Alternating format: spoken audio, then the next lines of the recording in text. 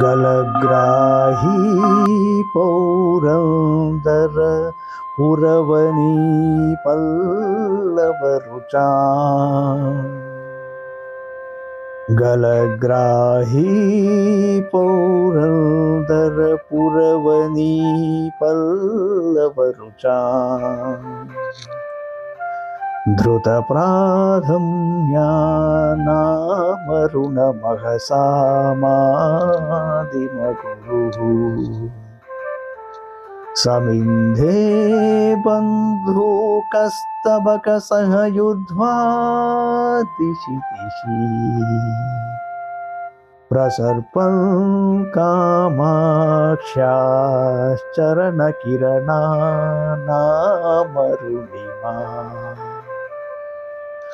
కిరణానామరుణిమా.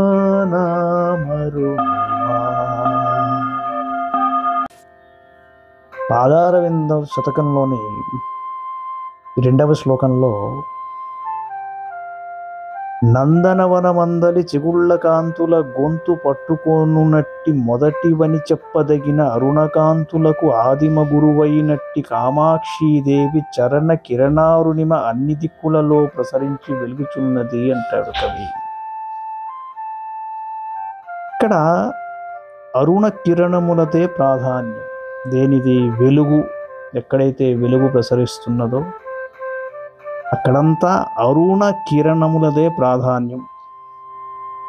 వానికిని అమ్మవారి చరణముల అరుణిమ ఆది గురువని చెప్పుటచే సూర్యకిరణములందు శిష్యత్వారోపము స్ఫురించుటచే ఈ శ్లోకంలో రూపకాలంకారం కనిపిస్తున్నది. బంధూక స్తబక సహయుధ్వా అను సమాసంలో ఉపమాలంకారం ఉన్నది. అలాగే ధృత ప్రాథమ్యానాం అనే సమాసంలో ప్రాథమ్యము లేకున్నను దానిని చేజిక్కించుకున్న సూర్యకిరణముల అనుచితమైన దానిని తొలగించి యథార్థమైన తన ఆదిమత్వము అమ్మవారి చరణ కిరణారుణిమదే అని స్ఫురించుతుంది. ఇక్కడ విశేషం ఏంటంటే సూర్యకిరణాలు అమ్మవారి పాదారుణిమకు అరుణ కిరణాది గురుత్వము చెప్పబడినది.